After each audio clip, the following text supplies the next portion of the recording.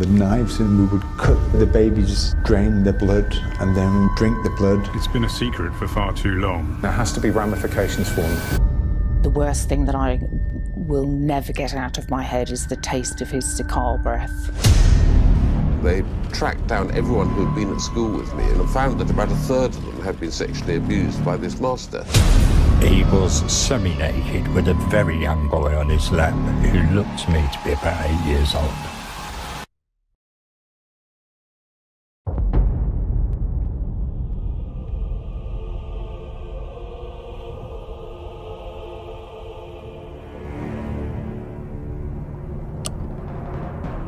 A 40-year-old Englishman named Michael Roberts grabbed the world's attention when he stepped forward on January 19, 2013, claiming to be a survivor of a satanic pedophile network that was attended by rich and powerful British acolytes.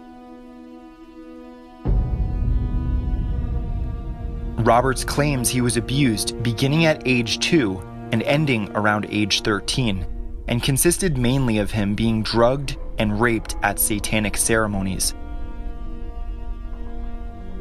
These ceremonies, Roberts claims, were organized by his stepfather, Michael Horgan, who would join the others in raping his son. Michael Horgan, who used the pseudonym Sean O'Donnell, became known as the High Priest of Satan. Horgan brought his own stepson to the satanic rituals he organized. According to Mirror, Horgan also hung his stepson and an even younger female victim on hooks. According to Roberts, rich and famous individuals, such as actors and politicians, participated in the ceremonies. One of the people that Horgan allowed to rape his stepson was Member of Parliament Cyril Smith. After getting into politics in 1945 at only 17 years old, Smith would go on to spend his entire life as a career politician.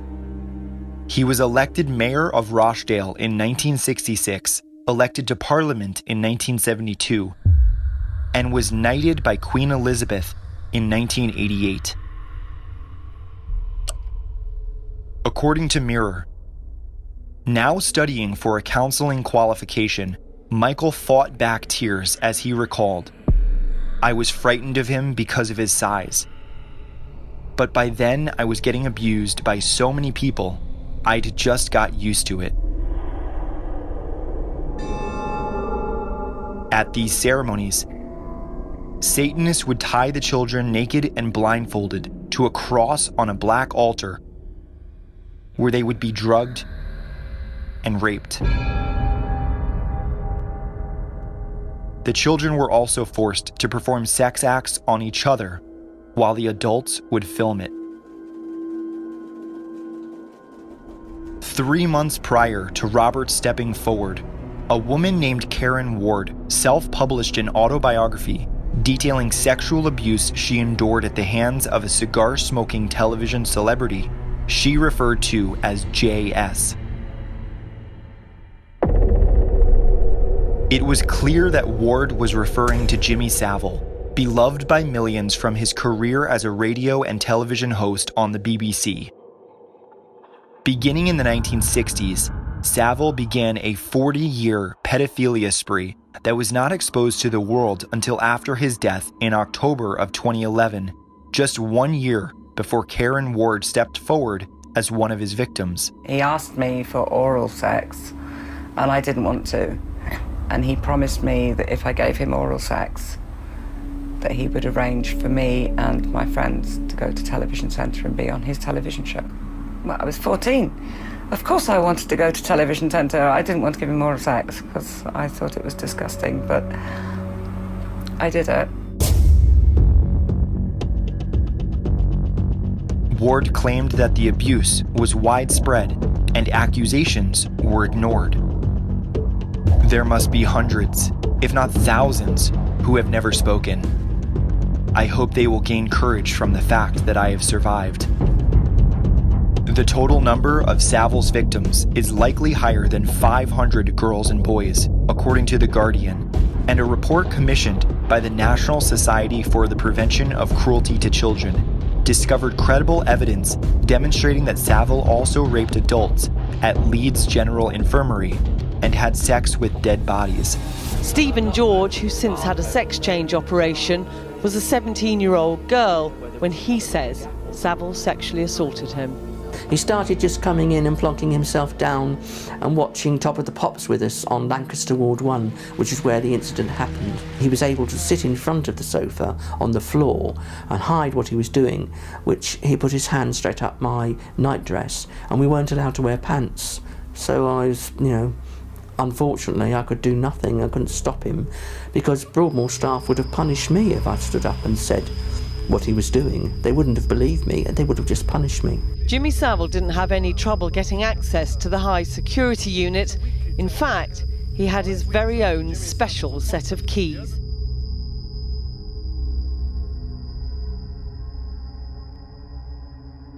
He even bragged to hospital staff that he made jewelry out of a glass eyeball he stole from a corpse.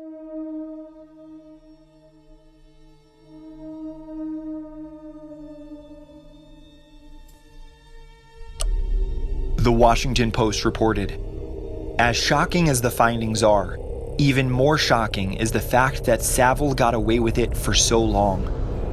That realization has shaken our country to the core," UK Health Secretary Jeremy Hunt said Thursday.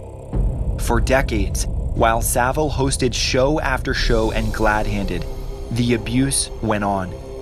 Numerous columns have asked, how? How did no one know? As the Telegraph reported, at least 100 employees of the BBC knew about Saville's open secret. Famous faces at the corporation, including Dame Esther Ranson, Sir Terry Wogan, Louis Theroux, Mike Reed, and Nicky Campbell, were among 117 BBC staff who were said to have been aware of rumors about Saville's sexual conduct. Rumors of Saville's abuses were not contained to only the BBC. As far back as 1978, Johnny Rotten of the Sex Pistols attempted to draw attention to Jimmy Saville in a radio interview. "I'd like to kill Jimmy Saville. I think he's a hypocrite. I bet he's into all kinds of seediness that we all know about but are not allowed to talk about. I know some rumours. I bet none of this will be allowed out." 4 years after Saville's death, Rotten was interviewed by Piers Morgan, where he recalled how he was suspended from the network after he blew the whistle on the scandal. It just got suppressed. Yeah. For legal reasons. Yeah. And did you meet? I found myself being banned from BBC Radio there for quite a while for my contentious behaviour. In fact, 7 investigations into Saville were begun, only to be abruptly dropped shortly thereafter. In January of 2013, the same month that Michael Roberts stepped forward with accusations of satanic ritual abuse against Cyril Smith, Express published an article entitled "Jimmy Saville Was Part of a Satanic Ring."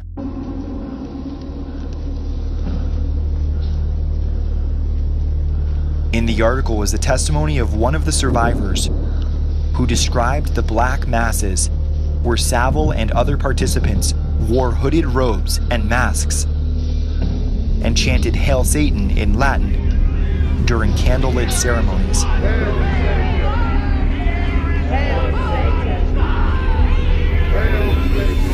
She recognized Saville because of his distinctive voice and the fact that his blonde hair was protruding from the side of the mask.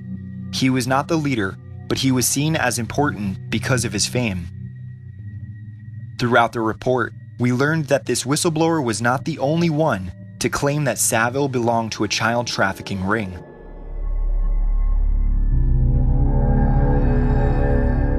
At least one other survivor has come forward, describing the times she was raped in satanic ceremonies by Saville and other powerful figures.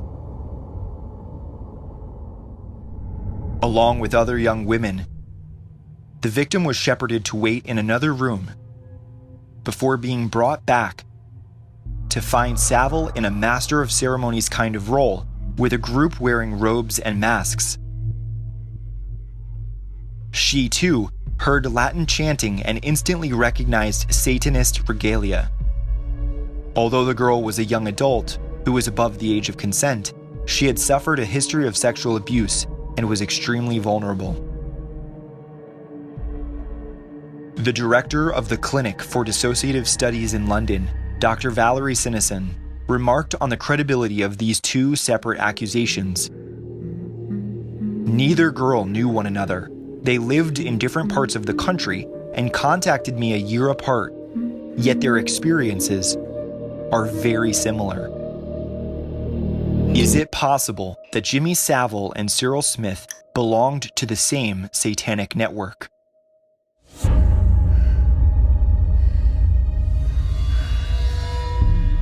How could a satanic pedophile network possibly exist at the highest levels of government and entertainment without the public finding out? Wouldn't the news media need to be in on the cover-up?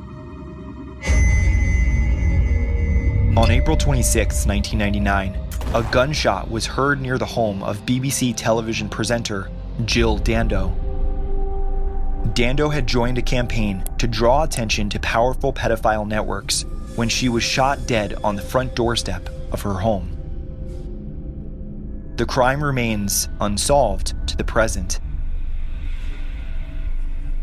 According to her former colleague, Dando had handed a file of evidence to the BBC management about Savile, and nothing was done about it.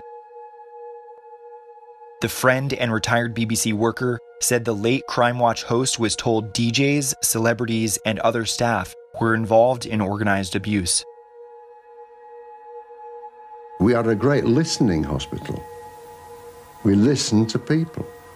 I listen to nurses. I listen to doctors. I listen to porters. I listen to drivers. I listen to everybody. In 2013, some of these rumors were corroborated when DJ Ray Terrett was sentenced to 25 years in prison for 11 counts of indecent assault and 7 counts of child abuse against girls as young as 12. This radio DJ formerly worked as Jimmy Savile's chauffeur. It is worth noting that Dando's friend, Chelsea Vice Chairman Matthew Harding, also died in a mysterious helicopter crash.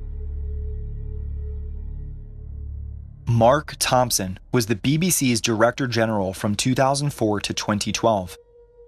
Thompson allegedly knew about Savile's checkered past during the 8 years he worked there and has faced harsh criticism for the way he directed the BBC's flippant, lax, and often dismissive coverage of the Savile scandal.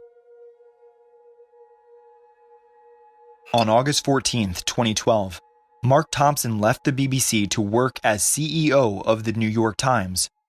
Over the next 2 years, the New York Times' attitude towards pedophilia seems to have become more accepting. The Times published an article entitled "Pedophilia, a Disorder, Not a Crime." Some have described this as a push by CEO Mark Thompson to destigmatize pedophilia. BBC Newsnight was slated to air an investigation into Jimmy Savile's abuses in 2011, just after his death. The documentary, which did not show Savile's face even one time, did not air for several years.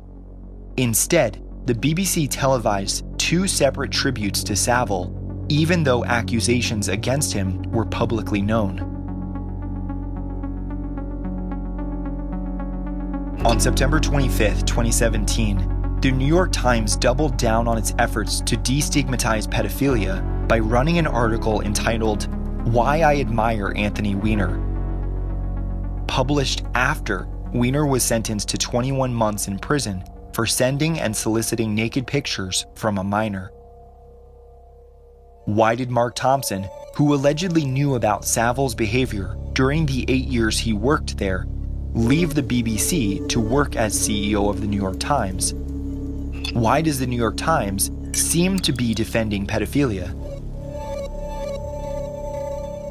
Why did the BBC management feel the need to repeatedly cover for Jimmy Savile's crimes?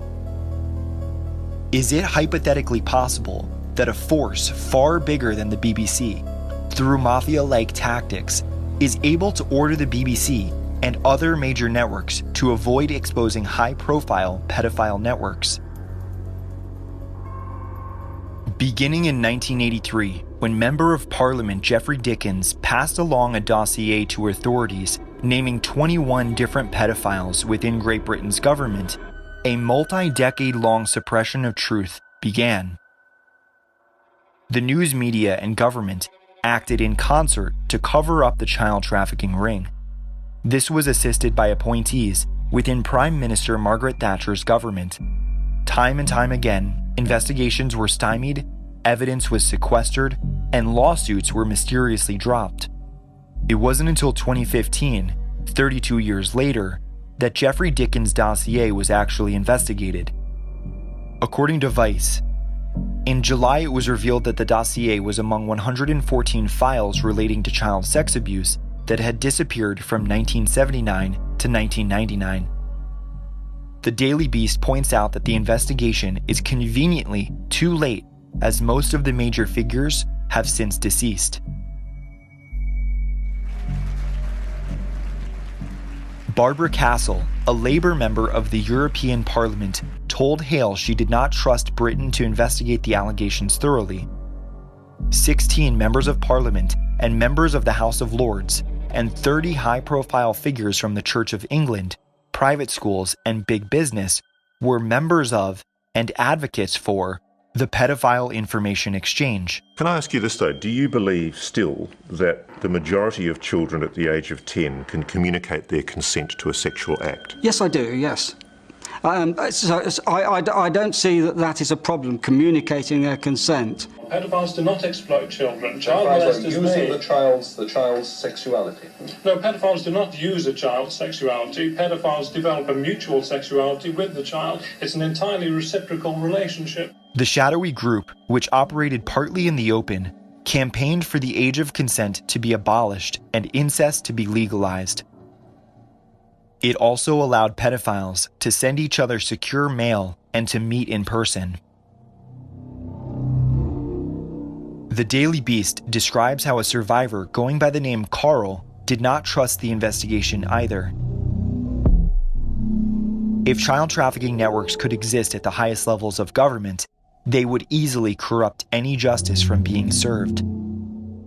Carl said, "It appears the cover-ups did happen, and it makes survivors very wary because you don't know who you can have confidence in to report."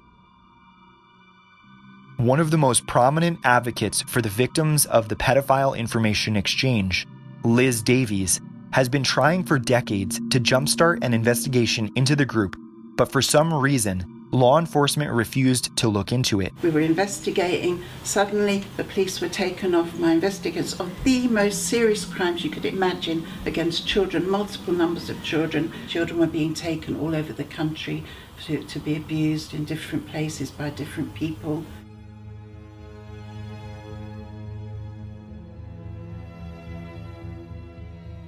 Furthermore, members of this pedophile network are still to this day holding leadership positions in government. In 1990, she raised concerns at a local council meeting that a large number of boys in the area were showing signs of abuse. She claimed that Margaret Hodge, then leader of Islington Council and later the Minister for Children under Tony Blair, ignored her warnings. It was 2014 before Hodge would apologize for her shameful naivete in failing to properly investigate the claims of abuse. Davies thought her work would finally be taken seriously by the authorities. She was wrong. She had amassed evidence of abuse perpetrated against 61 victims, but she claims council officials continued to tell her to stop causing trouble.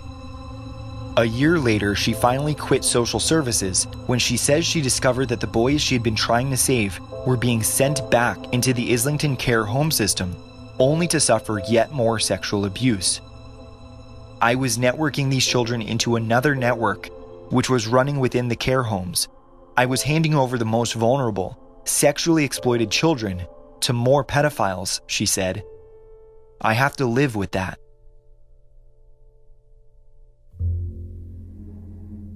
It is now openly acknowledged that the English government under Margaret Thatcher perpetrated a child trafficking cover-up.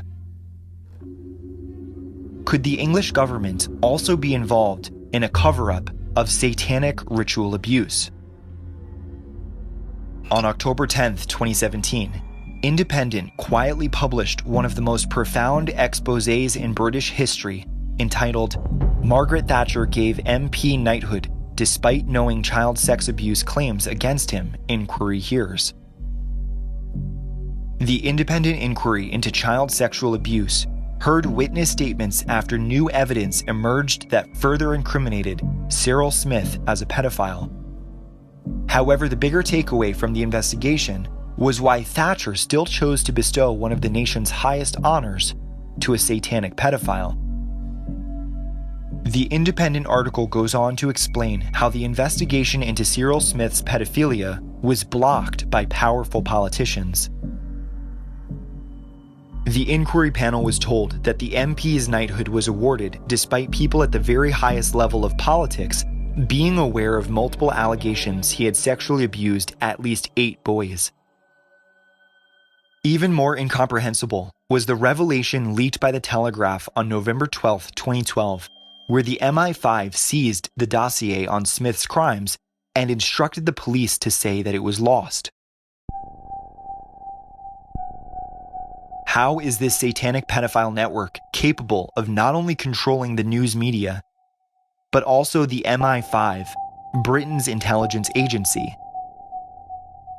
Is it possible that this satanic pedophile network only operates in Britain, or is it more widespread? According to Liz Davies, the pedophile information exchange is international in size.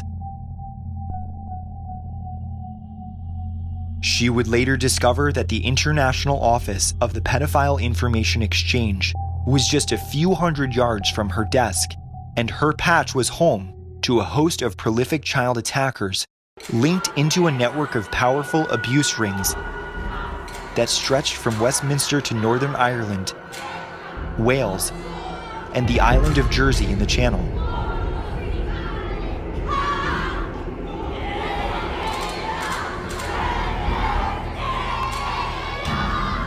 On New Year's Eve of 2014, Vice reported, Savile did spend 11 consecutive New Year's Eves celebrating with Margaret Thatcher after all. Connections that have long been deemed the ludicrous preserve of conspiracy theorists are now ordained as possibilities, some even plausibilities. The unthinkable is now eminently thinkable.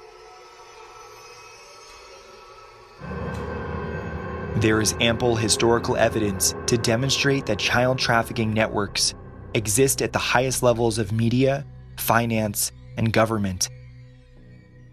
Based on multiple high-profile pedophiles who have been convicted of participating in these networks, we can conclude that they are comprised of individuals in positions of significant power and influence who engage in satanic ritual abuse and human sacrifice. To anyone paying attention, these networks are now pushing to normalize pedophilia as a means of garnering support for legislation more favorable to pedophiles. As child abuse scandals all around the world are being exposed at a greater rate than ever before, we are reminded that abuse of power invariably rots the cores of many of our most trusted institutions.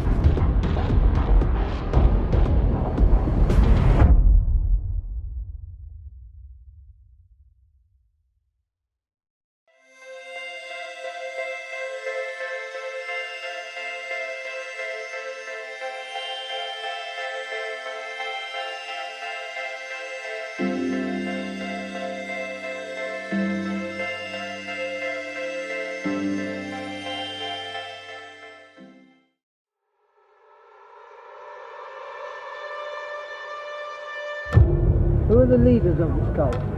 Papa. And who is Papa? Who is Papa? Papa is my dad. He's Ricky. His name is Ricky Dearman, and he does really. He's the boss of what? Of the whole whole thing. Of the what? What of what? Of the whole cult. Someone died. It happens all the time. Life goes on. It always does.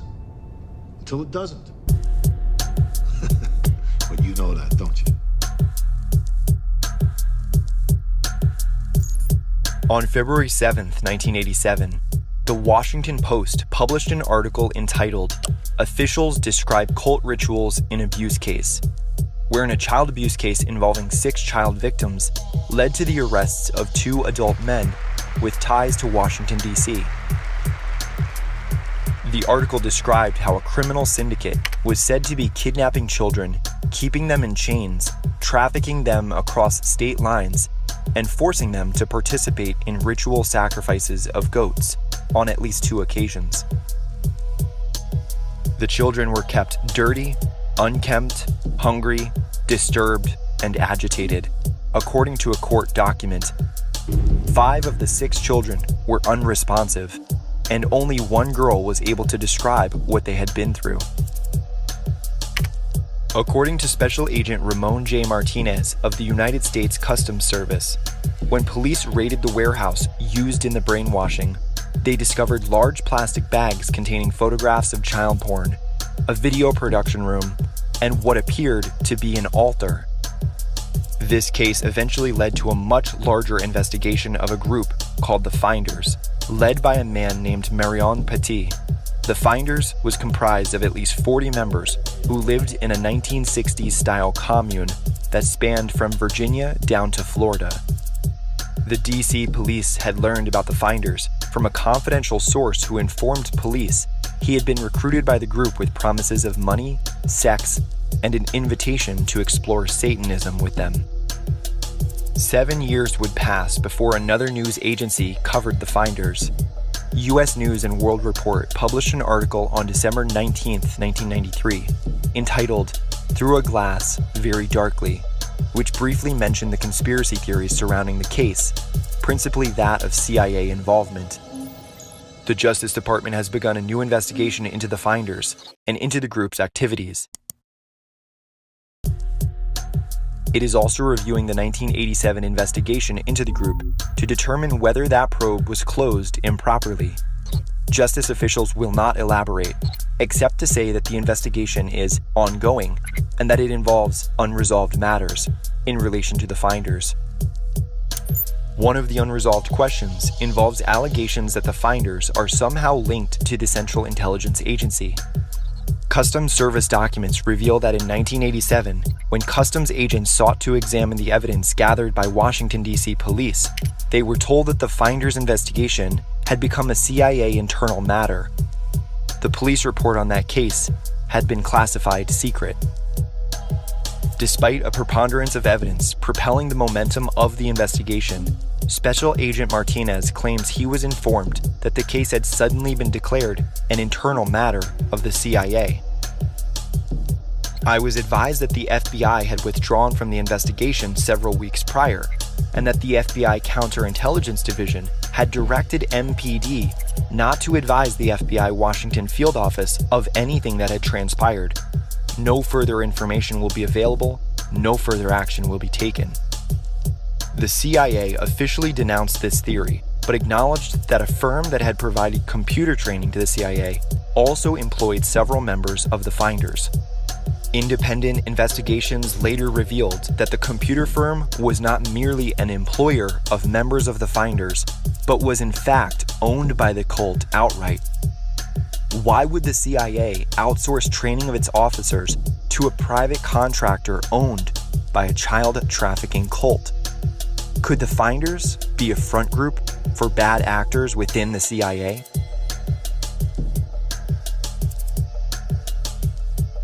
Furthermore, the U.S. News and World Report article described other real-world ties the CIA had to the cult's leader, Marion Petit.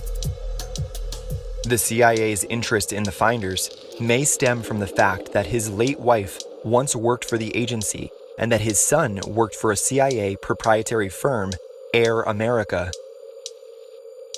Despite many news agencies dismissing these cult members as hippie beatniks, search warrants eventually unearthed evidence of much more intriguing crimes. According to memoirs from Special Agent Martinez, on Thursday, February 5th, 1987, Senior Special Agent Harold and I assisted the Washington, D.C. Metropolitan Police Department with 2 search warrants involving the possible sexual exploitation of children. During the course of the search warrants, numerous documents were discovered which appeared to be concerned with international trafficking in children, high-tech transfer to the United Kingdom, and international transfer of currency. The FBI officially declassified all files pertaining to the finders on October 25, 2019, as News Wars summarized. After several paragraphs of redacted information, the FBI disclosed that someone has alleged that the finders are involved in a well-organized child abuse scheme, and that, in conjunction with the State Department and the FBI's Foreign Counterintelligence Section, conspired to cover up those abuses.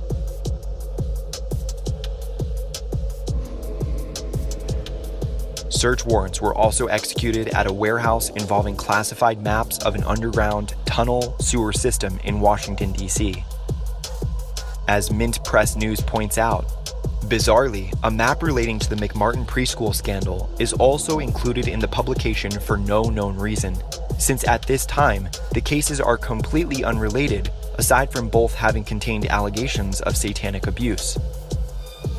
The McMartin preschool scandal was heavily investigated by Ted Gunderson, former FBI special agent and head of the Los Angeles division, and at the time was arguably the closest the world came to learning about highly organized human trafficking networks of the rich and famous. They were taken out in automobiles. We're talking about 2, 3, 4-year-old children, folks, and prostituted in the community. The authorities finally in 1985, went out and decided to look for the tunnels because they said the children were hallucinating. The children also said that they were taken by air up into a mountainous area where they were exposed to satanic ceremonies.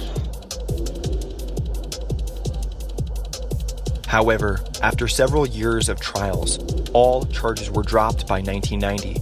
Maybe they did brainwash our kids, and this is all just a bunch of baloney, and we'll just wake up from this bad dream. But the reality, I don't think that's the reality. Is there any question in your mind it happened? No, I know what happened. Is it possible at all, when you look back now, that some of these memories you have are memories that the therapist told you about, that may not be your own memories? For me, no, there's no doubt. People will try and convince you that, hey, this didn't happen to you, look at this, they told you that. It's simply not the truth. And it's, the topic gets old. That's what happened and that's what I said. And you believe me or not, it's fine, but I'm gonna still say it to this day. The connection between the finders and the McMartin preschool scandal in the FBI disclosure has only further piqued the suspicion of investigative journalists and fanned the flames of conspiracy theories of high-level corruption. In 1988, the year following the Washington Post's expose on the finders, Geraldo Rivera produced an investigative report entitled Devil Worship: Exposing Satan's Underground, which became the highest-rated television documentary at that time. You skin the baby? You take the baby's skin off? Do you feel remorse? Have you told the police? I had to do what I had to do, or I'd be killed like the babies that they made me watch killed, and that they put in my hand. They said, "Obey, or this is you." In the program, Rivera outraged viewers everywhere by showcasing multiple instances of ritual human sacrifice. He also interviewed self-proclaimed survivors of satanic ritual abuse who shared stories that seemingly corroborated one another.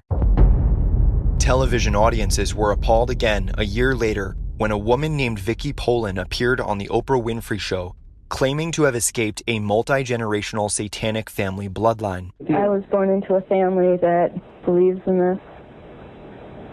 And does everyone else think it's a nice Jewish family? From the outside, you appear to be a nice Jewish girl? Definitely. And you all are worshiping the devil inside the home? Right. There's other Jewish families across the country. It's not just my own family. Really? Poland claimed that she was sexually abused by the cult when she was a child, that they farmed human babies for ritual sacrifice, and that they perfectly blended into society as normal people. That same year in London, England, a 15-year-old girl named Teresa told 60 Minutes Australia that her grandmother forced her into a satanic pedophile network that engaged in ritual human sacrifice and cannibalism. What would happen to the fetuses, the unborn babies? I used to be taken away most of the time, and one time the baby was taken out of me and then killed in front of me because it was still alive. And then what would happen? Well, after they killed it, they would eat it. But we were also made to eat it. You were made to eat your own fetus? Yeah. Who made you do this? My nan.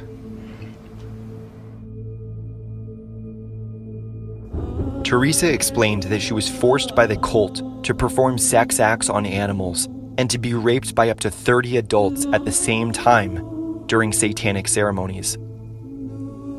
Journalist Ian Leslie described Teresa's account as the most painful and disturbing story he ever had to report on in his 27-year career.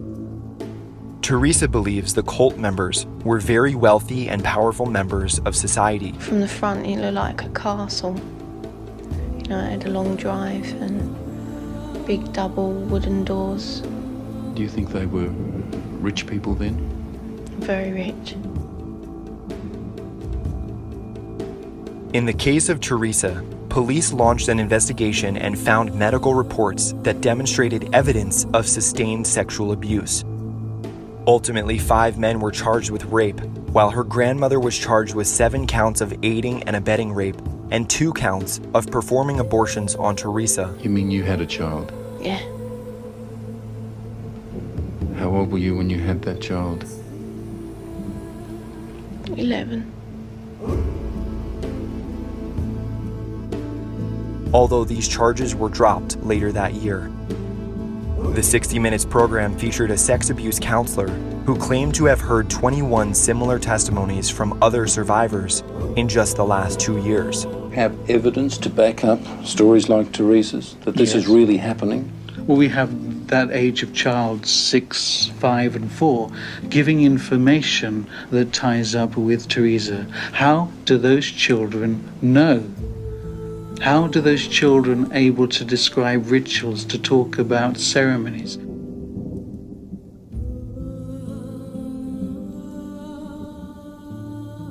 On May 17, 1991, the Chicago Tribune published a story entitled "A Chilling Tale of Child Abuse No One Can Prove," which discussed the testimonies of 9 children whose experiences corroborated one another, who alleged that they were abused in satanic rituals. The article acknowledged the rising wave of victims stepping forward. Allegations of satanic ritual abuse of children go back centuries, but they have taken a sharp upturn since 1980. As more children are encouraged to step forward and expose adults who hurt them, police are encountering more cases of child abuse accompanied by allegations of occult rituals. The article insists that the accusations from these victims were so unbelievable that unfortunately they were viewed as dead ends for the authorities. People are getting away with molesting children because we can't prove there are satanic devil worshippers eating people. Pretty soon, it becomes unprosecutable. As unbelievable as the stories seemed, the author of the Chicago Tribune article commented on the credibility of these claims. And how could so many children, many of whom didn't know one another, make up such a similar story? They said they were forced to participate in the killing of animals, that they were cut with knives, and that some of them were sexually abused. Their drawings depicted satanic symbols and people and animals being tortured.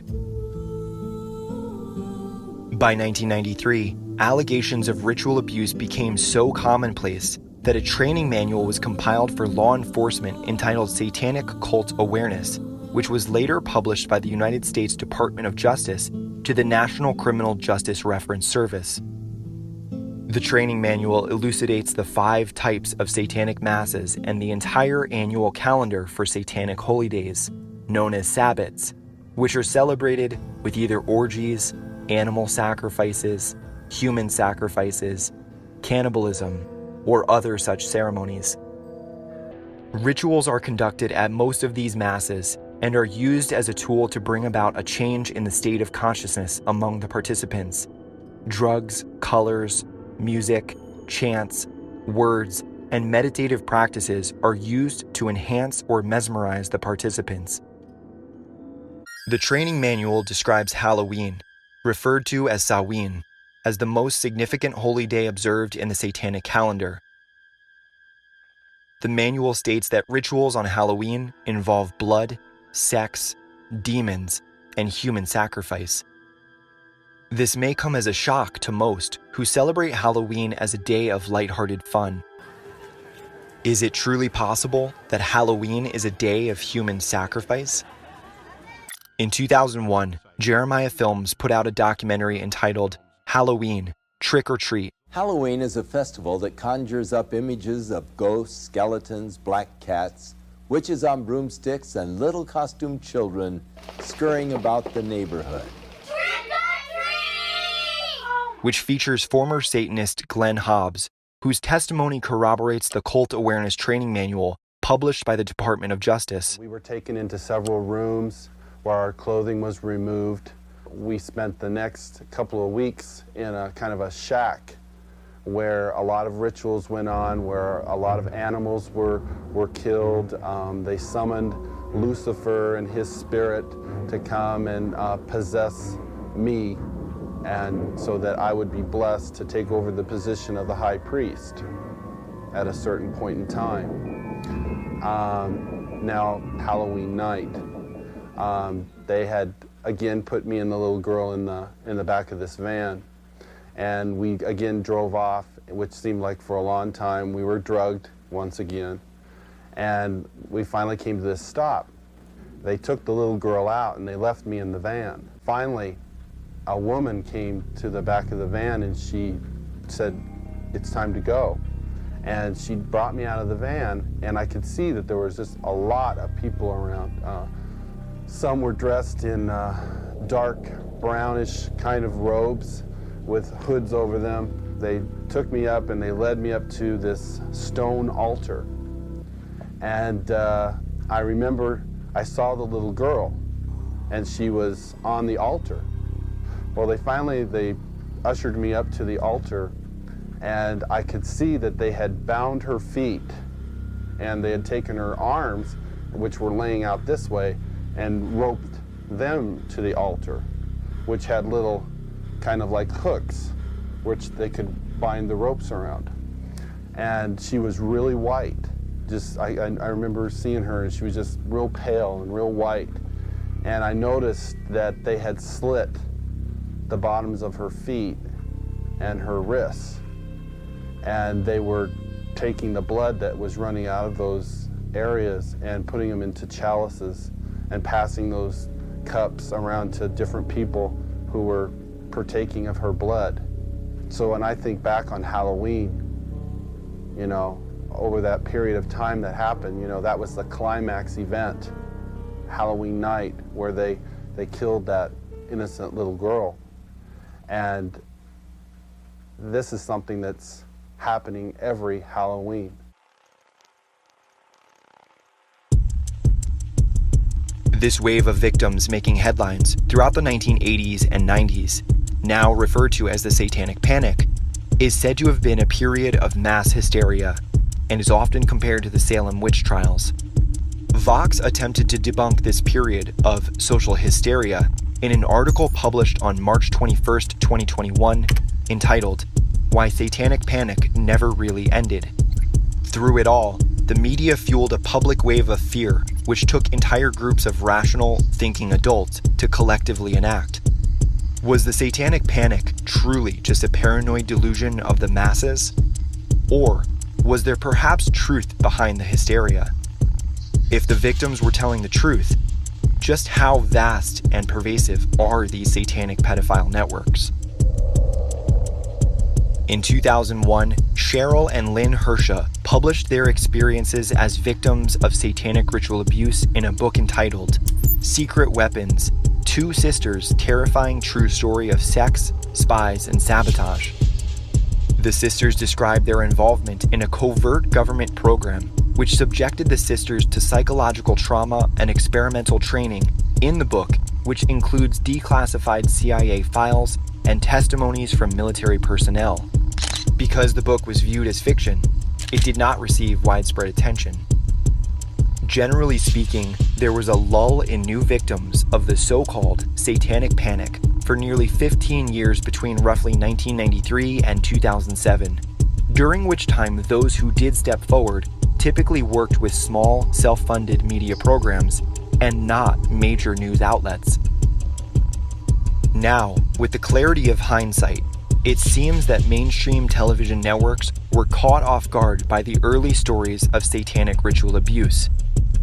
By 1993, it seems that the mainstream media had been given a gag order, as virtually all coverage of survivor testimonies was prohibited unless it attempted to debunk them. Eventually, the advent of the internet afforded victims the ability to bypass the gatekeepers and the mainstream press by using video streaming websites like YouTube to self-publish their testimonies for the world to see. One can look to the account of Annika Lucas.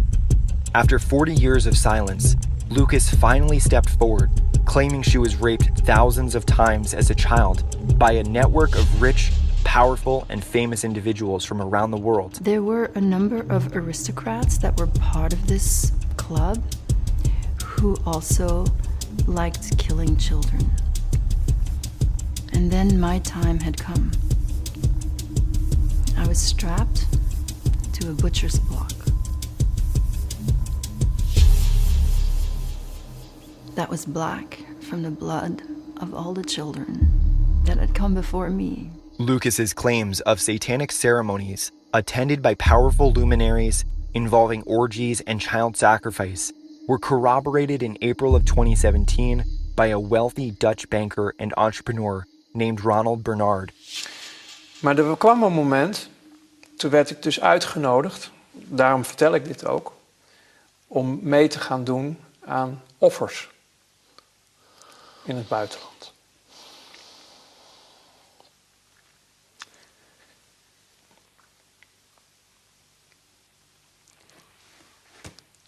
Dat was het breekpunt. Kinderen. Oké. Dat werd je gevraagd? Ja, ik kon het niet. A woman using the pseudonym Svali appeared on the Investigative Journal on January 17, 2006, claiming to be a former Illuminati mind control programmer. She described a secret cabal that routinely engages in child sacrifice, mind control, sexual abuse, and more. Her website is a trove of valuable information on the occult. In the interview, Svali explained that all members of the Illuminati are forced to endure human sacrifice rituals that are conducted in the Vatican in a secret subterranean chamber accessed by a door hidden behind a giant painting. Perhaps this can help explain why a statue of a child sacrifice god, Moloch, was erected in Rome in 2019. When Svali attempted to escape from the organization and rescue her kids in the process, she was met with death threats, court cases, and restraining orders. Shortly after authoring several articles and speaking on a handful of radio shows, Svali disappeared entirely. As shocking and unbelievable as it may seem to the uninitiated, the evidence of a global pedophile empire pulling the strings of government, finance, and entertainment is gravely profound. Self-proclaimed survivors of satanic ritual abuse have stepped forward to share their horrific stories that demonstrate the scale and depravity of what occurs in the shadows of society. For decades, they have been ignored and ridiculed. Whether these self-proclaimed survivors of satanic ritual abuse are truthful or not is uncertain. Every specific claim must be analyzed on its own while simultaneously cross-checking each account for patterns. In doing so, one thing becomes abundantly clear. Many of the specific details from each of their testimonies are hauntingly similar. With all of the evidence on the table, the world is finally acknowledging that sociopathy and perdition has festered at the highest levels of society, and it has remained hidden in plain sight. On the other side, there's a poem Teresa made up while she was staying at Nan's place. She calls it Nothing Left.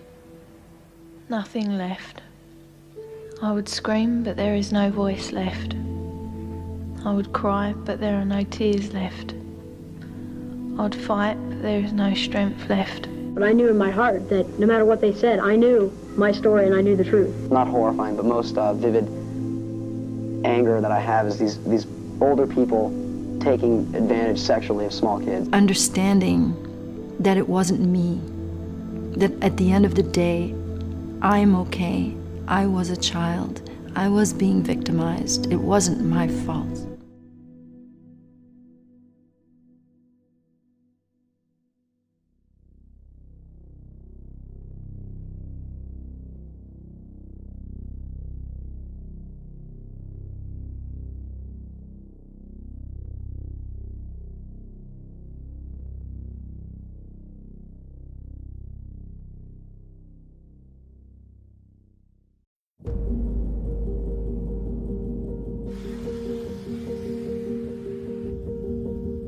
In 1989, a woman named Kathleen Sorensen appeared on a public access Christian television program with shocking details about her experiences as a foster parent in Blair, Nebraska.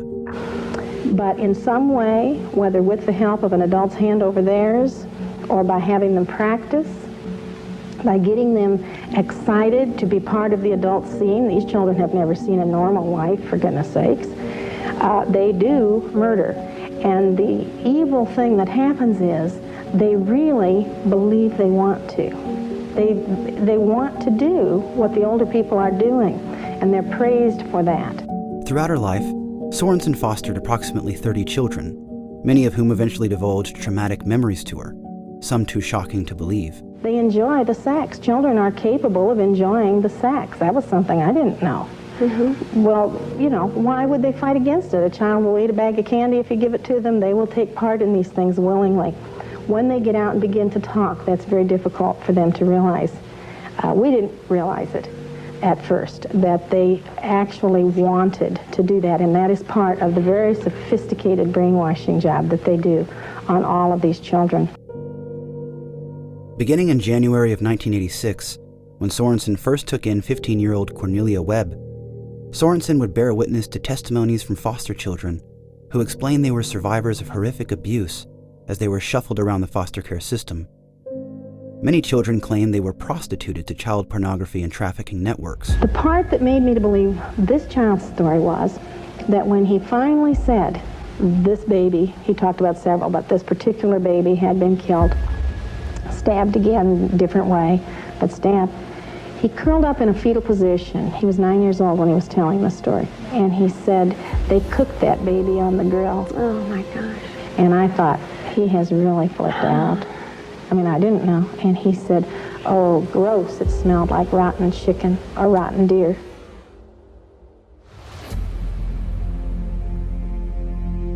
Sorensen would learn that although these children had formal abuse investigations initiated on their behalf, the Department of Social Services would simply abandon investigations whenever the would-be foster parents terminated the adoption process. The state trooper, after Nellie's testing was completed, told Kathleen Sorensen he tried to break Nellie down, but he was convinced she was telling the truth. He also told Nellie that she passed and that he believed her. Furthermore, despite Nellie and other children passing polygraph tests, Washington County Prosecutor Pat Tripp invariably decided not to pursue charges against any of the alleged abusers, citing the vivid imaginations of children. Tripp's line that child victims in Nebraska just invented abuses and that therefore their complaints need not be seriously investigated, would be heard from one law enforcement agency after another throughout the Franklin case.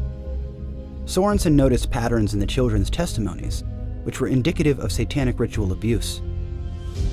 In 1988, she appeared on Geraldo Rivera's Devil Worship, exposing Satan's underground. The stories are so outrageous, and I am such an honest person, I assumed everybody would believe me. And to this day, I'll get in the middle of a story and I'll think, they're going to think I'm crazy. This sounds crazy. But when you begin to hear this same thing time and again, different stories, but the same horrible underlying things, the same behaviors in the kids, I just want to scream. Just months after her appearance on public access television, Sorensen was killed in a head-on collision. From her obituary, which was published by Pilot Tribune on October 10, 1989, we learn that she was traveling on a narrow stretch of Highway 30 in her car with two foster children, one 8 years old and the other 1 month old, on October 4th. At 2:55 p.m., a vehicle piloted by Tina Townsend of Arlington, Nebraska, suddenly crossed the center line, causing a third vehicle to drive into a ditch before striking Sorensen's car. The obituary provided no reason to explain why Townsend suddenly careened into oncoming traffic. The obituary also shines light on many of Sorensen's accolades and charitable endeavors, including co-founding the Nebraska chapter of Believe the Children and the Washington County Foster Parent Support Group. On her headstone are engraved the words, "We always have room for one more." The timing of Sorensen's death, in addition to the graphic testimony she gave the world, should send chills up the spine of any reasonable person. On June 28, 2000, drawing on 49 years' experience in law enforcement and counterintelligence, retired FBI Senior Special Agent Ted Gunderson published a report on satanic activity high up in the U.S. government, in which he expresses his professional opinion that Sorensen was killed by the very group she sought to expose. Gunderson, this writer, was told later from inside sources that in a satanic ceremony, straws were drawn to see who would sacrifice themselves in the suicide mission to kill Kathleen Sorensen. The individuals in the fast-approaching car had prior arrest records for cruelty to animals, a common marker for Satanism. I, Gunderson, suspect in evaluating the accident that it was a satanic contract suicide. The other driver did not die, but could have. In satanic law, a person who loses his or her life in such a contract murder-suicide will be granted with more power by Satan. Ted Gunderson, respected law enforcement professional, recently or retired now from the FBI, former regional director of Los Angeles. Do you, sir, believe that these dreadful allegations of babies being sacrificed are true? I absolutely believe it, without any doubt. Based on the information that's been given to me across the country by numerous survivors and by confidential sources and informants. Then why don't you name these people and arrest them? Never a name, never an arrest. These women come out of a group and they insist that they know the people in the group, and yet they do not identify these large, mysterious cults. Name them and arrest them and get them off the street. Does he not make a valid point? He makes a valid point. The problem with that is, number one, police officers don't believe it. I may believe it. You may believe it. Some people in your audience may believe it. They don't believe it. Number two, if you decide to investigate these people, you have to, number one, handle it from an undercover operation. If you put an undercover operation into effect, then you have, in a sense, your own police officers become involved in these heinous crimes, and they are, of course, become murderers. And in addition to that, if you do decide to investigate these people, there's a lot of work. And many law enforcement officers are apathetic and don't want to get involved. Kathleen Sorensen served as the original complainant in what came to be known as the Franklin case. In fact, Chapter 15 of the 1996 book entitled The Franklin Cover-Up, Child Abuse, Satanism, and Murder in Nebraska, is dedicated to Sorensen. This book was authored by former Senator and Attorney at Law, John DeCamp. It's a web of intrigue that starts in our Holy of Holies, Boys Town, Nebraska, one of the most respected institutions in the United States, and spreads out like a spider web to Washington, D.C., right up to the steps of the nation's capital, the steps of the White House, involves some of the most respected and powerful and richest businessmen in this United States of America. And the centerpiece of the entire web is the use of children for sex and drug dealing and drug couriers, the compromising of politicians, the compromising of businessmen, but worst of all, the corruption of key institutions of government that have the duty and responsibility to make sure these things never happen. Not only was DeCamp the first man to bring a child sexual abuse case against the Catholic Church, he also served as a key witness during the so-called Satanic Panic, particularly in and around Washington, D.C. In 1975, he helped organize Operation Baby Lift, which safely evacuated more than 3,000 orphaned Vietnamese children out of the war-torn area. DeCamp also represented Mark Taylor, a survivor of the 1999 Columbine High School massacre, and adamantly maintained that the shooters, Eric Harris and Dylan Klebold, had been sex trafficked by law enforcement for years before the incident. Not only was there no verdict in that case, there was no settlement. A mistrial was declared, and nearly 20,000 pages were put under seal, where they remain to this day.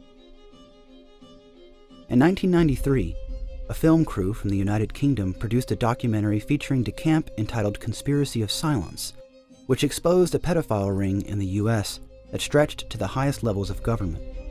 It was originally slated to air on the Discovery Channel in 1994, but was canceled before it saw daylight. An article by the Activist Post describes how DeCamp traced the child trafficking network all the way back to the White House during Bill Clinton's presidency. He represented the young victims in the case and spurred a grand jury investigation into the disturbing and brutal pedophilia scandal that ruined many lives. According to DeCamp, more court action has been done to keep everything secret and destroy the depositions than anything I have seen in my 40 years of court activity. The Franklin case began with Larry King, a black financier from Omaha who faced embezzlement charges to the tune of $40 million from the Franklin Federal Credit Union, which he owned. However, it quickly burgeoned in size as overwhelming evidence emerged that a cult with its hands in child trafficking, cannibalism, drug running, and white-collar crime was at least nationwide in scale. It operated with impunity from Los Angeles to Washington, D.C., and even included allegations of homosexuality, prostitution, child trafficking against the Reagan and Bush administrations. Ted Gunderson also heard allegations of cocaine smuggling against President Bill Clinton from a pilot named Gene Chip Tatum, who served in the Special Forces, the CIA, and the DIA, and he worked directly for George H.W. Bush. We found a large sum of money, 3 kilos of cocaine in one cooler. In the other cooler, we found all cocaine. Those 2 coolers were picked up by Dr. Lassiter, who actually ended up being, as we found out in later years, a man named Dan Lassiter, who was convicted for trafficking cocaine in Arkansas. However, he was pardoned by the then governor of Arkansas, Bill Clinton. The Franklin case revealed that this network was extensive, sophisticated, and seemingly omnipotent, all demonstrating that this cult was not simply a recent phenomenon. The Franklin case was revealed partly thanks to the testimony of 3 key victims: Paul Bonacci, Alicia Owen, and Troy Bonner. The kids he liked were mainly around the age of probably about 8 and 13. It was mainly fondling and oral sex with them. He did have some anal sex, but he usually did that with the older kids. Bonacci named his abusers in front of the Franklin jury, together with Alicia Owen. Bonacci was initially indicted on charges of perjury, but on February 27, 1999, with the help of his lawyer John DeCamp, U.S. District Court Judge Warren Urbam found Larry King guilty and ordered him to pay Bonacci $800,000 in compensatory damages and an additional $200,000 in punitive damages. Bonacci claims to the present that he has never seen 1 cent of the money he was awarded. In 1990, the Nebraska State Franklin Committee hired former law enforcement turned independent researcher Gary Caradori, who investigated the Franklin case and taped interviews with these 3 survivors. Ted Gunderson also debriefed Paul Bonacci in 1993. Caradori felt extremely optimistic about bringing down charges on the child trafficking ring, saying, quote, "We've got them, we've got the hard evidence, there's no way they can get out of it now." Days later, on July 11, 1990 at 2:40 a.m., while flying home from the year's All-Star baseball game in Chicago, Caradori's plane suddenly crashed in Lee County, Illinois. Both Gary and his 8-year-old son Andrew perished in the crash. Although Caradori's personal effects were recovered, his briefcase containing evidence for the Franklin case, which he always kept with him, was lost. However, 31 pages of sheriff reports, coroner reports, and interviews are now in the public domain. On page 5 of the supplementary investigation report, we learn from Mrs. Caradori that their family had already received many death threats. Nebraska Senator Lauren Schmidt, who also served as the chair of the Franklin Committee, suspected Caradori's case could be a murder. On March 6, 1991, in an official letter from the Franklin Committee to National Safety Board Aviation Inspector Bill Bruce, Schmidt wrote, "I have visited with Mrs. Caradori, and she was adamant about the fact that none of the seats were ever removed from the aircraft. It seems to me that those 2 seats could not simply have disappeared. Certainly by now they should have shown up somewhere, unless something unusual would account for their disappearance." Schmidt closed with a somber comportment. "I am sure there will be those who will scoff at such a suggestion, but there have been entirely too many violent deaths associated with this investigation for me to accept the conclusion that Caradori's aircraft simply came apart in the sky."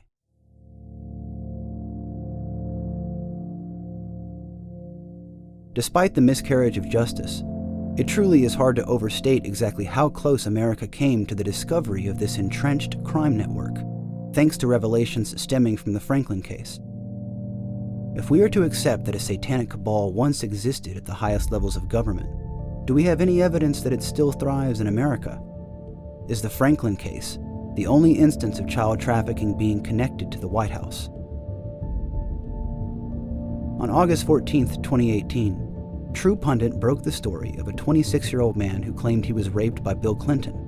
The following year, True Pundit published video testimony of the victim, who provided graphic details of his experience.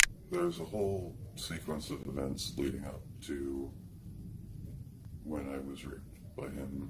There was an incredibly violent display going on, and I don't want to talk too much about that right now, but before I was raped by Bill Clinton, my uncle held me up over his head, and his accomplice walked up and slashed across the bottom of my feet with a scimitar and collected the blood in a chalice dish like this. He took a sip from it and then walked away through the crowd. He held me up and tried to get Bill Clinton's attention. Bill Clinton turned around and looked like, he gave this look like, what am I going to do? I have to do it. Journalist and former police officer Jen Moore assisted the victim with gaining private hearings with the Department of Homeland Security and the FBI between July 6th and 9th of 2018. The oath that I took to my state and my area and my country meant everything to me. From the day that I rose my right hand and to the last day that I was able to work. And so why I'm doing what I'm doing now is because there are many of us out there in this country that wear these badges that we swear an oath to our country and to the citizens to protect and serve them. And most of us, believe it or not, really care and really stand by the things that we do, and we make the decisions based on morals and ethics and an attempt to get justice for the people that we're sworn to protect. Moore was interviewed by radio host Farmer Jones on July 18th and discussed the challenges she faced in gaining legal traction with the case. On August 13th, 2018, just weeks after contacting the feds, Moore was found dead.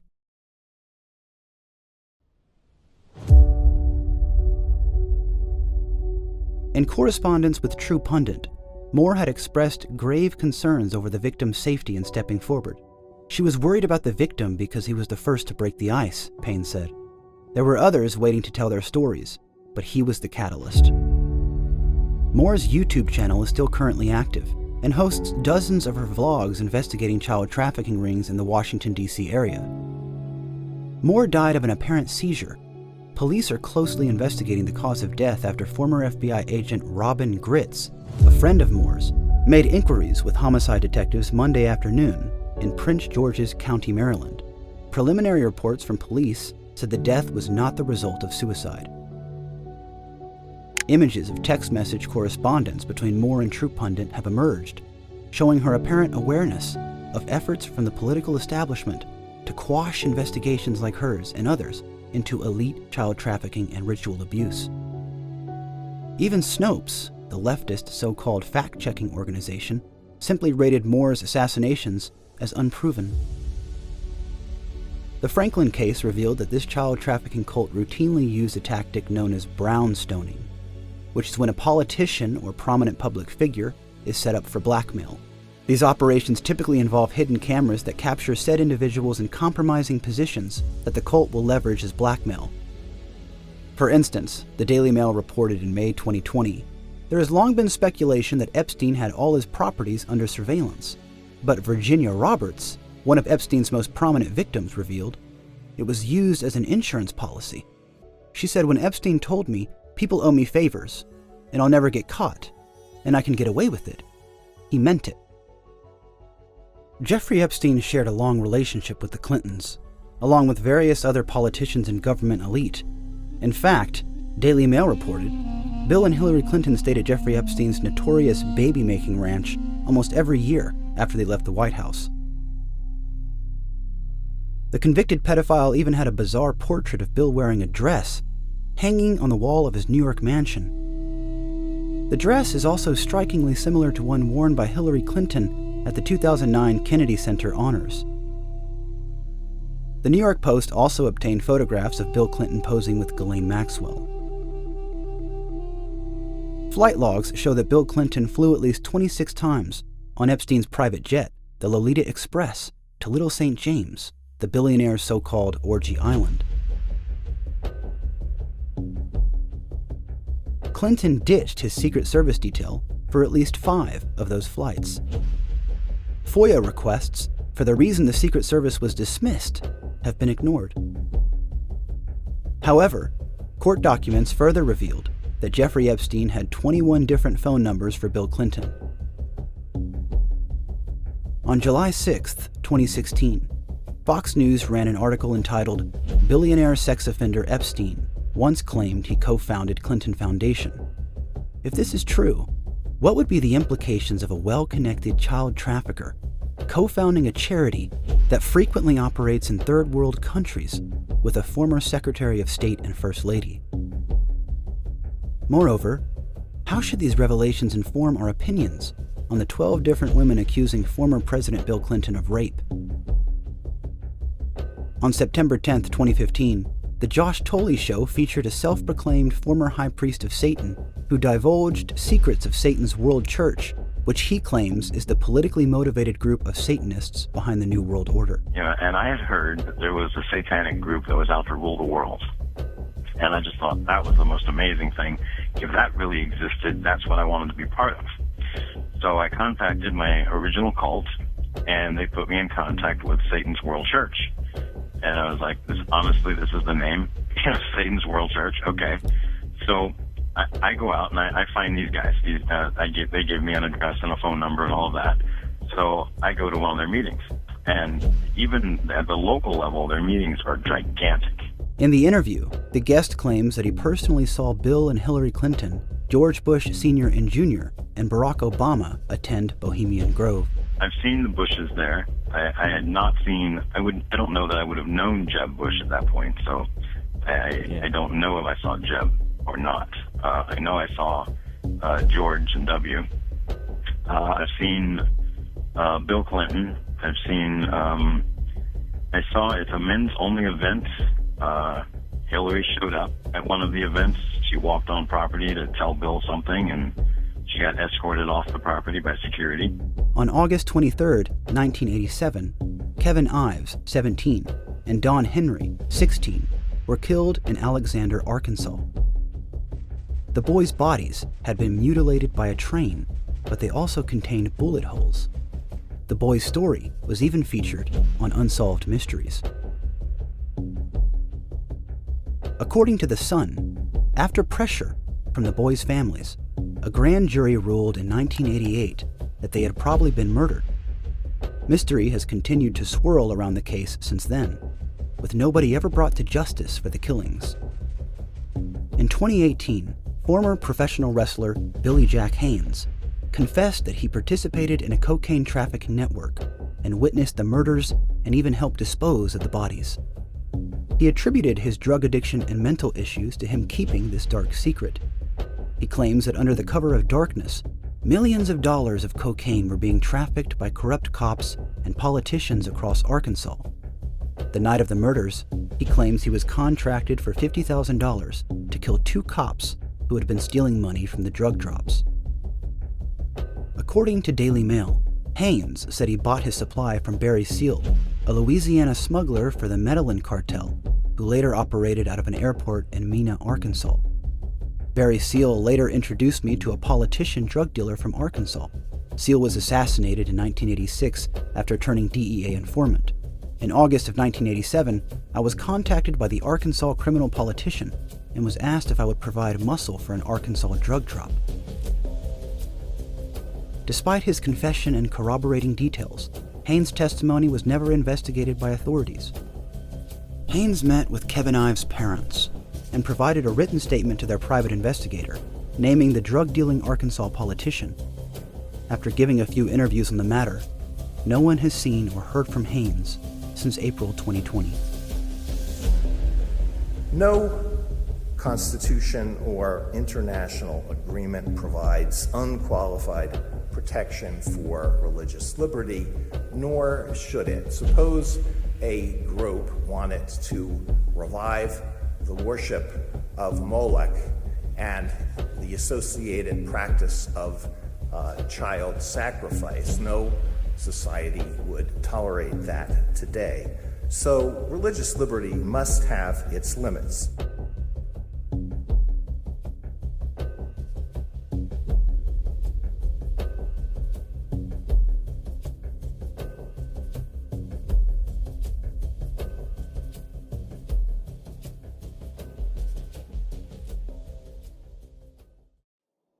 And that report is sat there under lock and key because they don't want it being released.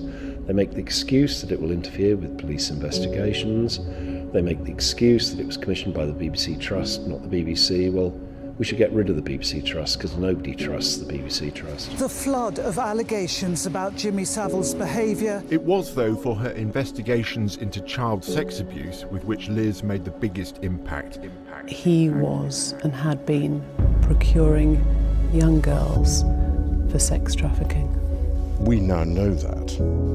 At the time, there was no indication to me or anybody else that that was what he was doing. In October 2012, acclaimed investigative journalist Liz McKean quit her job of 14 years as a BBC Newsnight reporter when Director General George Entwistle scrapped her documentary on Jimmy Savile right before it was set to air in December 2011. Entwistle resigned the following year over the controversy. McKean told Panorama, "It was an abrupt change in tone from one day's excellent, let's prepare to get this thing on air, to hold on."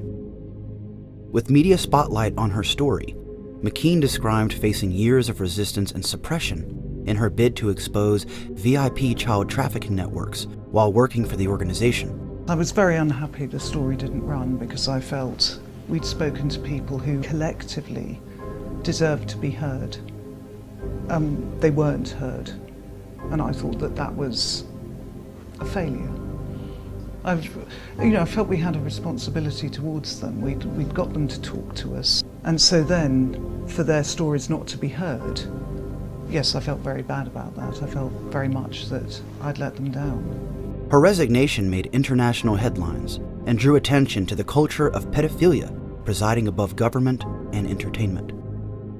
Her Newsnight report on Savile's crimes would not be aired by the organization until April 2016, 5 years later and long after Savile's death.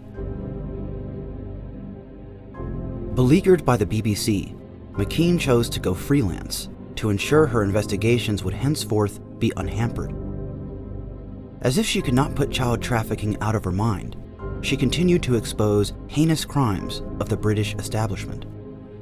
She was named Journalist of the Year by Stonewall in 2014 and Journalist of the Decade in 2015. She was instrumental in spreading awareness about the satanic ritual abuse by Sir Cyril Smith, as she expressed the intention to never back down from reporting the truth. McKean's reporter on the censored Savile documentary, senior reporter Myrion Jones, also resigned from the BBC in protest, walking away from a 23-year career with the company. He claimed in 2015 that at least 3 of his colleagues who helped expose Savile were considered traitors by the BBC and had been fired or reassigned to dead-end roles. Everyone involved on the right side of the Savile argument has been forced out of the BBC. On August 8, 2017, McKean was found dead.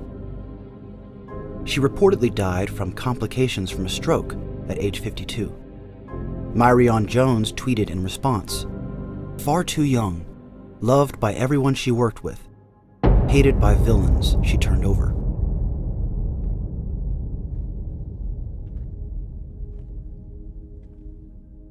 Following the Jimmy Savile scandal of 2012, Great Britain was on high alert for abuse of power. The public became more willing to investigate historical cases of child sex trafficking, which was a thread that seemed to unravel much more than Brits had anticipated. Vice draws our attention to a handful of scandals that emerged over the coming months and years, which demonstrated that far from being an isolated case, Savile was merely a symptom of a widespread problem. Mark Watts, editor of Exaro News, said, "I think we have come across the biggest political scandal in Britain's post-war history. It goes way beyond Jimmy Savile. We're talking about people in positions of real power in Britain and the ensuing cover-up. Because of the sheer gravity of what went on, it does rather explain why so much effort has gone into covering it up." Allegations of abuse and cover-up would eventually reach to the highest levels of British government. To interview you about your lifetime of sexual involvement with young boys. This is Peter Wrighton, academic, childcare expert, and exposed by the BBC 20 years ago as a paedophile. We have evidence that suggests that you have abused your position of power, that you have abused your position of trust, that you have betrayed colleagues. Before he died, he was convicted of importing child pornography. But a detective on that investigation says it also found evidence he was part of a powerful network of child abusers who corresponded with one another. There were several bags. There was about 4 or 5 suitcases of material under the bed. When we started to go through it, it was in probably, I would say, between 4 and 6 large bin liners equivalent of documentation and letters. And in amongst all the other documentation, there was a definite link to establishment figures. I can't say more than that at this point, but there was definitely a link to establishment figures, including senior members of the clergy. This confluence of scandals proved to be a perfect storm that would cast Great Britain deep into the throes of its own satanic panic. The first of the ensuing scandals revolved around Rotherham security guard James Cole, who blew the whistle on child trafficking gangs but was ignored by authorities. He reported incidents to the police and the South Yorkshire Transport Executive, but he says, quote, "Whatever I reported went into a black hole." His bosses asked him to draft a child protection policy for the interchange, which he did, but it gathered dust in a drawer. According to a report commissioned by the Rotherham Borough Council, over 1,400 children as young as 11 were sex trafficked by the network between 1997 and 2013. The inquiry team found examples of children who had been doused in petrol and threatened with being set alight, threatened with guns, made to witness brutally violent rapes, and threatened they would be next if they told anyone. The second scandal resurfaced the alleged cover-up of a child trafficking ring which operated with impunity in Great Britain in the 1970s and 80s. MP Keith Vaz insisted that a cover-up on an industrial scale occurred when the MI5 seized the Jeffrey Dickens dossier that police insisted had been lost. In addition to 114 files related to the organized abuse, the dossier named 21 pedophiles operating within Margaret Thatcher's administration. Lord Norman Tebbit also asserted that there was a media blackout on the crisis. With the first two cover-ups front and center, Britain was dragged into yet another scandal thanks to the emerging testimony from Peter McKelvey, a former child protection officer. Whistleblower Peter McKelvey, who prompted Operation Fernbridge, says up to 40 MPs and peers knew about or took part in child abuse. MPs from all three main political parties are on the list, which also includes former ministers and household names. Several, including Cyril Smith and Sir Peter Morrison, have already died, but others are still active in Parliament. According to Daily Mail, for the last 30 years and longer than that, there have been a number of allegations made by survivors that people at the top of very powerful institutions in this country, which include politicians, judges, senior military figures, and even people that have links with the royal family, have been involved in the abuse of children. According to McKelvey, a seemingly omnipotent network of at least 40 prominent figures, including members of parliament from all three major parties, has blocked every attempt at exposing the institutionalized abuse. McKelvey originally provided his documentation to Labour MP Tom Watson in 2012, spurring Operation Fairbank, a Scotland Yard investigation which led to 4 separate criminal investigations. The BBC explains, Fairbank is the Met Police's umbrella inquiry into historical child sex abuse claims involving politicians and other public figures. It began in 2012 as a scoping exercise to establish evidence for formal investigation and went on to establish a number of criminal investigations. Operations Fernbridge, Midland, Kayakos, and then later, Athabasca. Operation Fairbank resulted in the convictions of pedophiles with ties to Downing Street, the British equivalent of Washington, D.C. For instance, Operation Kayakos led to the conviction of the Director of Education for the National Council of Social Work, Peter Wrighton, who advised the government on childcare policy in the 1970s, despite being a founding member of the Pedophile Information Exchange. In response to the investigation, Lord Norman Warner, who conducted an inquiry in 1992 into systemic abuse cases, warned that these investigations have never been thorough or honest enough to bring elite pedophiles to justice. He also reminded investigators that children's homes have historically been a supply line for powerful pedophiles. Warner, a director of social services in Kent in the 1980s, said insufficient action was taken to deal with child abuse in that decade because there was disbelief in the public mind. Some of the most shocking reports of the Fairbank inquiry, which became the basis for Operation Midland, involved claims of the brutal murder of children at the hands of politicians. According to an article published by Daily Mail, detectives say they believe a witness who claimed he was sexually assaulted at Dolphin Square by senior MPs, spies, and prominent military figures during abuse parties over a period of almost a decade. The alleged victim, known only as Nick, says he was molested from the age of 7 to 16. He is told how he saw a Conservative MP strangle a 12-year-old boy at an orgy in a London townhouse around 1980, and that a Conservative cabinet minister watched 2 men kill another boy in a depraved sexual assault a year later. The article mentions that some of the tips that the Royal Military Police received indicated military bases were used by the traffickers. Operation Midland was commissioned in November 2014 by Theresa May when she served as Home Secretary. Midland ultimately gave the British establishment a clean bill of health, prompting the Metropolitan Police to issue a public apology, and the accused families, who were deemed innocent, were financially compensated. The investigation concluded in March of 2016 with no prosecutions whatsoever. In fact, May was urged to resign by former Tory MP Harvey Proctor. At present, Operation Midland, and by extension the larger effort to investigate VIP abuses in the UK, was portrayed by news media as a cautionary tale about the dangers of believing in such conspiracy theories. However, there appears to be much more to this story that is conveniently left out. On August 11, 2017, Sharon Evans, former journalist, child abuse survivor, and founder of .com Children's Foundation, gave startling remarks on a radio show detailing her experience working for the Parliamentary Committee. She claimed she was given a 23-page gag order by the Home Office, which prohibited her from discussing, quote, very serious allegations about very public figures. I was chairing the panel on one day, and I suggested that we wrote to Theresa May, who was the Home Secretary, to express our concerns. At the end of the day, I was taken to one side, and it was made clear to me, this is what I was told, that Theresa May was going to be Prime Minister, that this inquiry was going to be part of this, and that if I didn't toe the line and do as I was told, if I tried to get information out, I would be discredited by her advisors.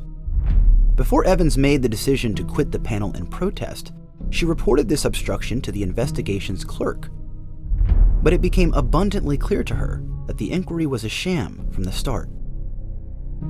Theresa May took office as Prime Minister in 2016, only 4 months after Operation Midland was shut down and the child trafficking rings were declared a hoax. Thatcher and May were not the only prime ministers to become embroiled in child trafficking-related scandals. In August of 2015, Operation Conifer was launched, which was an inquiry into allegations against deceased Prime Minister Edward Heath, who served from 1970 to 1974.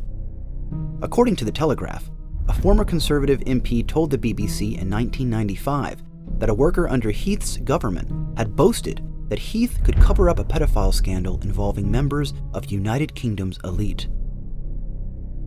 The Daily Beast reported on August 3, 2015, that Heath was named in a secret government dossier about an alleged satanic pedophile ring that was obtained by Barbara Castle, a senior Labour Party politician in the 1980s. Those allegations, amid claims of an establishment cover-up, never made it to the courtroom.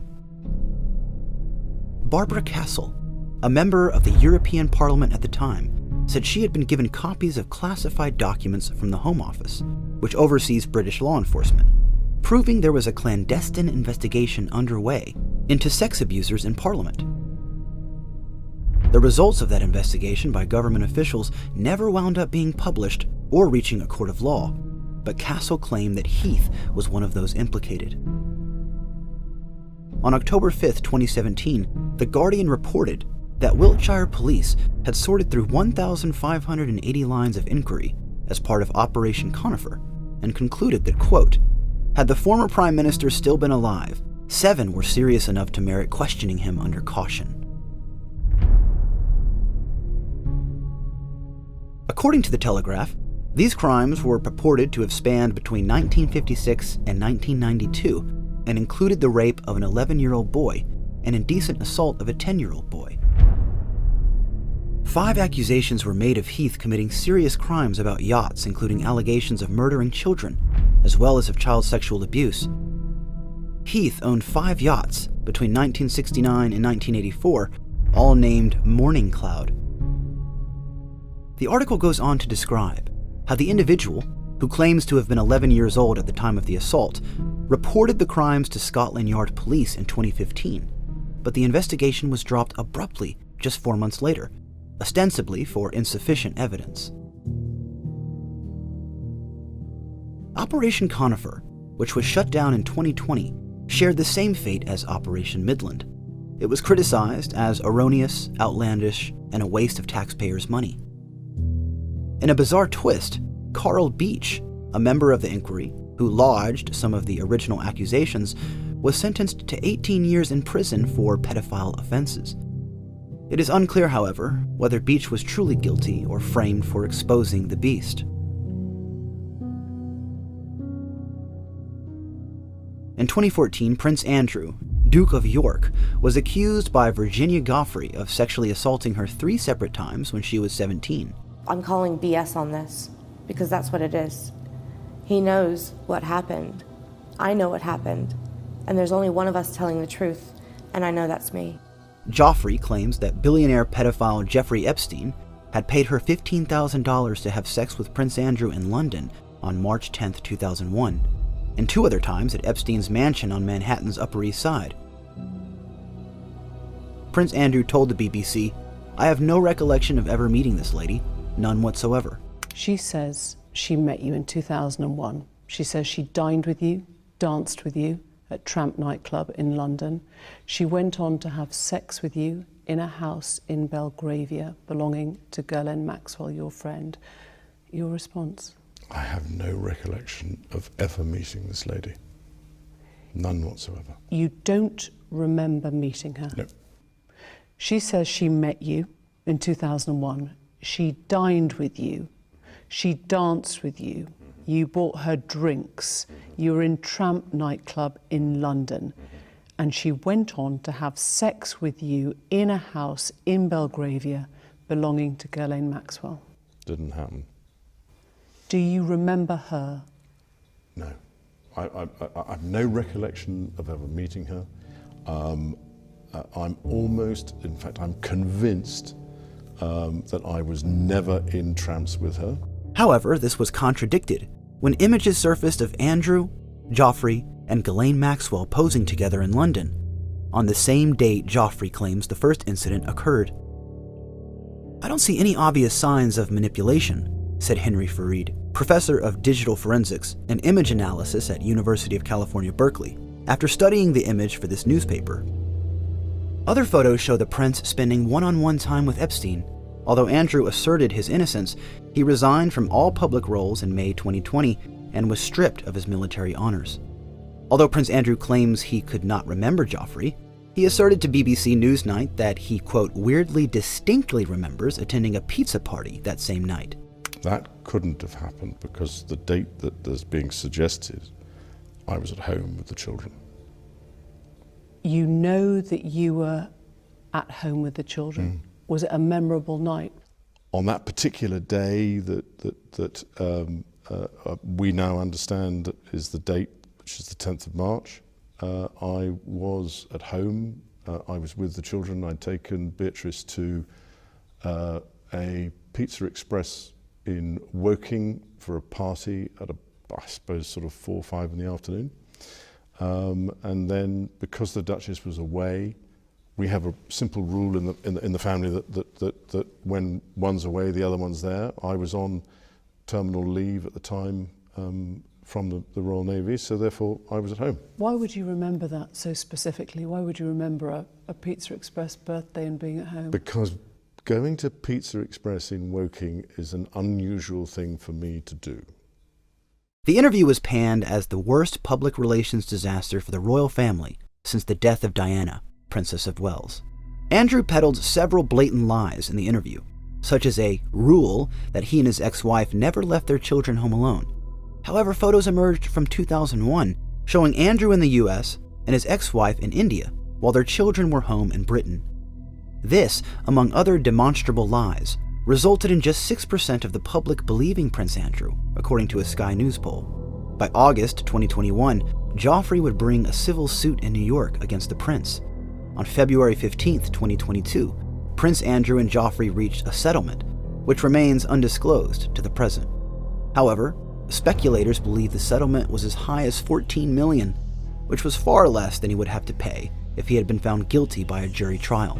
She described dancing with you and you profusely sweating, and that she went on to have bath, possibly. There's a slight problem with the sweating because I have a peculiar medical condition, which is that I don't sweat, or I didn't sweat at the time.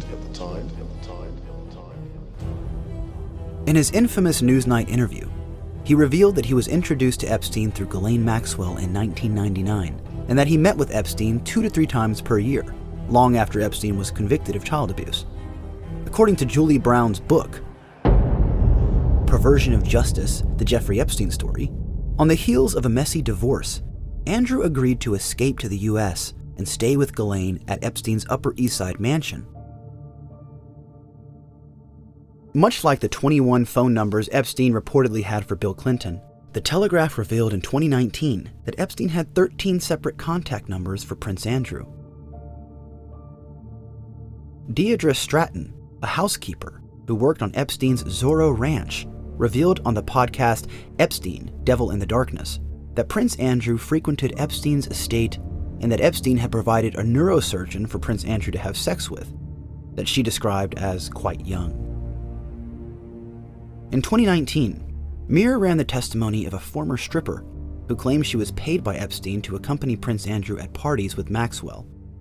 She claimed that vulnerable teenagers, including homeless girls or runaways, were kept in sex rooms that were equipped with surveillance cameras. On June 6, 2019, the prince held a secret meeting with Maxwell at Buckingham Palace as tempers flared over the scandal. If Prince Andrew's escapades with Epstein and Maxwell were an open secret, why was nothing done for decades?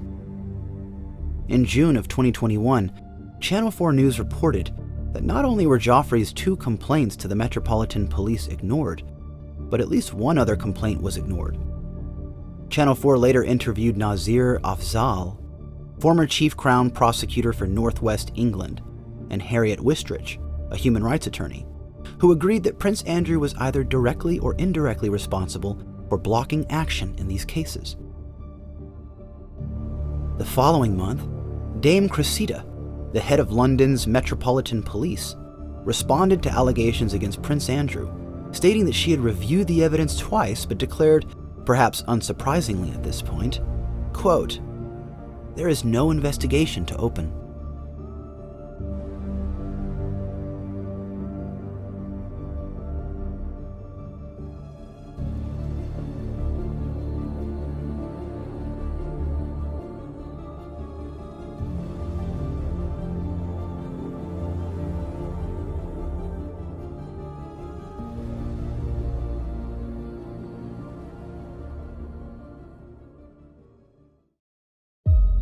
The more time goes by, the more the reality of satanic ritual abuse and human trafficking among the global elite becomes a fact impossible to dismiss. Why then does the mainstream press seem so unable to adequately express this notion? Why don't we hear more about this important issue from our intelligence agencies? But instead, we see those who work in intelligence fail to prosecute those who are harming children. The truth revealed within the answers to these questions and more in the 5th installment of Abuse of Power on Dauntless Dialogue.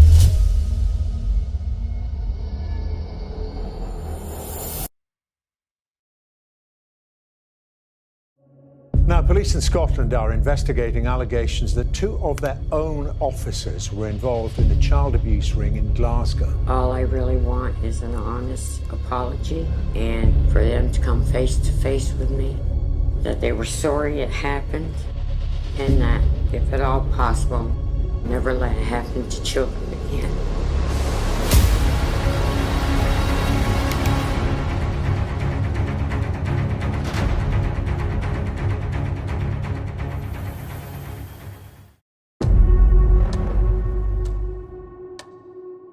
Is our border a serious issue? The fact that our border is open and the amount of people coming across our border, is that contributing to child sex trafficking?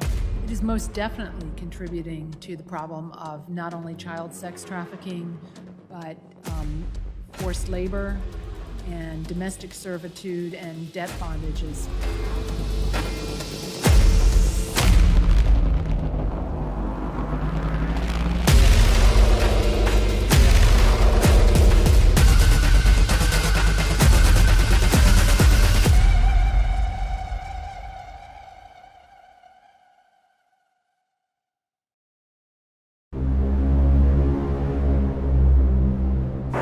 Is the Temple of Set.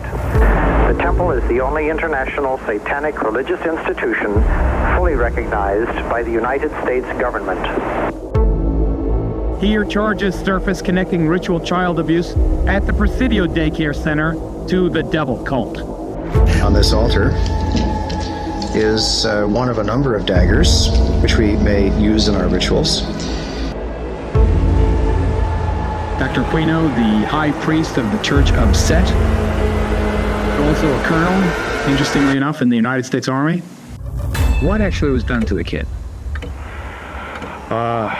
Oral copulation, sodomy, defecation, they were urinated on.